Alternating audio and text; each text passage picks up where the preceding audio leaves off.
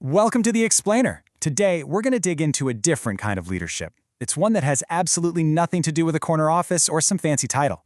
We're talking about a way of leading that starts right where you are every single day. You hear all this talk about grand visions and infectious charisma, and if it feels like it's a million miles away from your actual life, deadlines, tough conversations, and just trying to get stuff done, then you are definitely not alone. And it's this idea called everyday leadership. What makes it so powerful is that it doesn't start with leading a company or a team. Nope. It starts with leading the one person you have the most control over. And let's be honest, often the most trouble with yourself. So, first things first, let's kind of tear down the old definition of leadership to really understand what this new model is all about. See, this isn't about where you are on the org chart, or being famous, or having a title on a business card. It's a mindset. It's about building up the self-discipline and accountability to face daily challenges with courage and with clarity, even when nobody's watching. And this is where you can really see the fundamental shift. It's a move away from an external focus, how you appear to others, to an internal one. The whole goal is to be anchored by a mission, not just propped up by a title. Okay, so if everyday leadership is a mindset, what's it built on? Well, the source material we're looking at points to three foundational pillars that really support this entire practice. And here they are, the three core components: a clear purpose, the relentless drive to actually go after it, and the ability to find other people who share that same commitment. So let's break these down. Now, this first one, according to the source, is the rarest and most honorable quality in a leader. It's this deep commitment to a noble purpose, something way bigger than yourself. It means you're not getting distracted by short-term wins or totally discouraged by setbacks, because the mission always comes first. And that just nails it, right? When a leader is driven by the mission instead of their own ego, their humility and their perseverance become almost magnetic.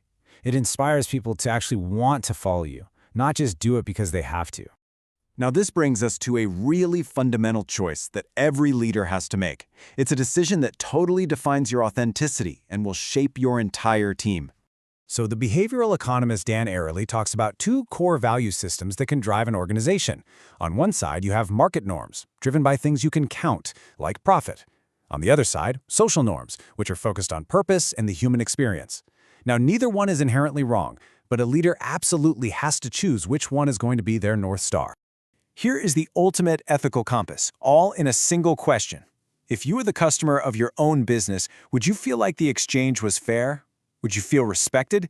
Answering that one honestly reveals everything about what you really value. And here's why that choice is so critical. You simply cannot be an authentic leader if your actions don't line up with your core values. It's just not possible. And trying to lead a team that operates on a completely different value system, that's a recipe for friction and failure. That fundamental alignment is absolutely non-negotiable. So once you are clear on your values and you've built a team that's aligned, how do you actually influence the culture day to day? Because this is where the real work begins. This is such a powerful concept. In any group, you'll have about 10% who are fundamentally aligned with a positive, selfless approach. And you'll have 10% who, well, just aren't. Your real impact as a leader lies with this movable middle. So your true challenge isn't to try and change the unchangeable 20%. It's to create an environment that defines which way this crucial 80% moves. So what's the biggest factor that influences them? It's not always about grand speeches or inspiring ideals. So often, it just comes down to what's easiest.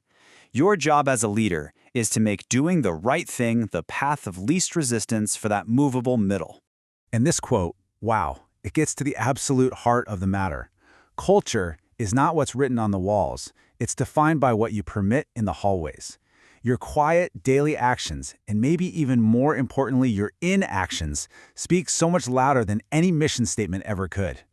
Yeah, it really boils down to this. When you see behavior that misaligns with your values and you say nothing, you have just endorsed it. Your silence sends a powerful message to that movable 80% about what is truly acceptable.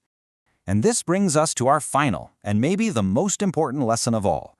It's about understanding the true nature of leadership itself. See, leadership isn't a static role you achieve, like a boss who just commands or a star who just entertains. A true leader's influence comes from earned trust and an unwavering focus on the mission. It is a continuous process of becoming. It's not a destination you just arrive at. So becoming an everyday leader isn't about getting everything right.